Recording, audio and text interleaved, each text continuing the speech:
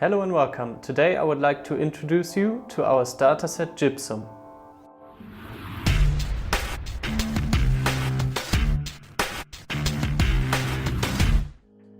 Due to the prefabricated chambers and passages, this set is suitable for various species, especially for species that build their nests in very sandy or stony soils. Gypsum or plaster has the property to absorb water so that a certain amount of moisture is stored. Nevertheless, the gypsum nest should not be used permanently wet because otherwise it can lead to mold formation. Gypsum is a mineral substance that usually does not provide a breeding ground for microorganisms, especially mold. Therefore, gypsum itself cannot mold. Nevertheless, the formation and spread of mold on gypsum surfaces is possible on permanently damp nest areas or areas contaminated by food remains. In this case, the organic waste left behind by ants, like food remains and excrement, serves as the basis for the fungi's life and nutrition. Therefore, species from rather dry regions should be kept in gypsum if possible. This would be, for example, species from Mediterranean or desert regions, which build their nests in the ground between sand and stones. But also many species from Central European regions, which like to dig in sandy or stony substrate, are suitable, such as Lasis niger.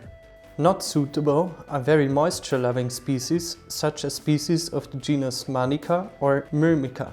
These live mainly in wet meadows and should therefore be kept better, for example, in a soil meadow or our dig fix plates. First of all, here we have the arena. It serves as an exercise area for the animals. There they can dispose of their waste and provide themselves with water and food. To prevent the ants from breaking out, we have this frame and the cover. In the cover, you can optionally insert plugs or grid inserts or other optional accessories for climate control. As a farm, we use the farm in size L 20 by 20 cm, where the plaster nest is inserted. This hose is necessary to connect the basin with the farm and is done by using this basin hose connector. Then we have the sand clay substrate for the arena. This can also be used, for example, in the gypsum nest to close some of the chambers. Usually, ants are very clean animals that carry their waste out of the nest. Nevertheless, it happens that ants, especially small colonies that live in large nests, store their waste inside the nest. In order to minimize waste here, in prefabricated nest systems like our cork or gypsum nest, the animals should initially be offered only a small area. The entrances to the other chambers and passages can then be blocked with suitable substrate, so that the animals have to open them as the colony grows.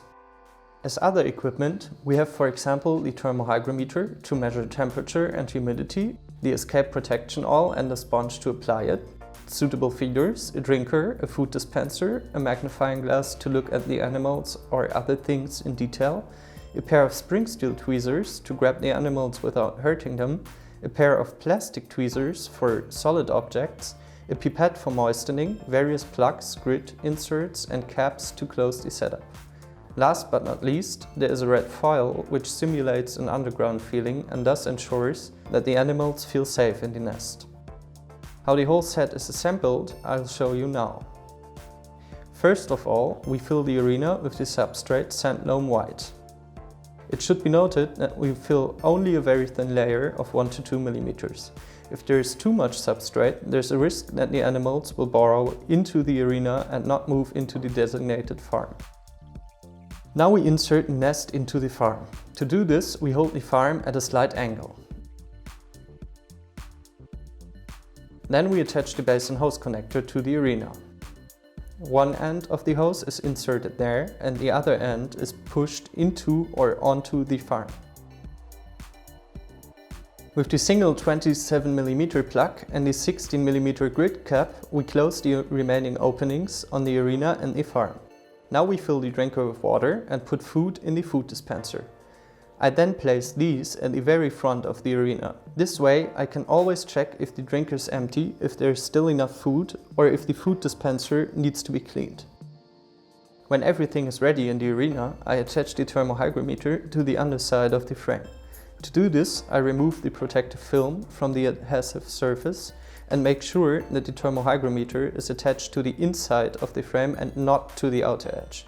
Otherwise, the frame will not fit on the arena. But attention, there's really only one gluing attempt, because this glue holds extremely well and is difficult to remove. We coat the frame with the breakout protection oil.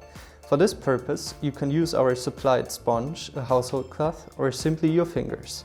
It is important that only a very thin layer is applied here. Now we place the frame on the rubberized edge of the arena.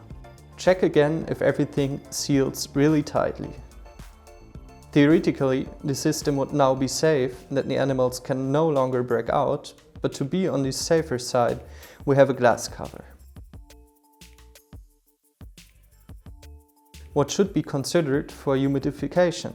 This species here can live in a very dry nest. They themselves transport the water they need from the drinker to the nest. However, if you have species that require a slightly more humid climate, it is best to humidify from above with a pipette. Please do not use more than a few drops, so that only the upper chambers are slightly moist. This can be clearly seen by the discoloration from light to dark. Too much water will dissolve the gypsum after some time.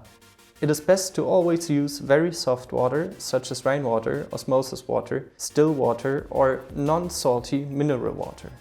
Now the setup here is so far ready, and we can let the appropriate colony move in. We can observe how the animals slowly explore their new home. It is important to ensure that the soil substrate is also slightly moistened. You can do this with a spray bottle or with a few drops from the pipette. The sand should not be too dusty. The ants will also expand the plaster nest themselves after some time by biting small pieces out of the gypsum. By doing so, the colony can later expand the nest according to its own needs. Our gypsum nest is made of natural gypsum and does not contain any additives that can be harmful or dangerous for the ants.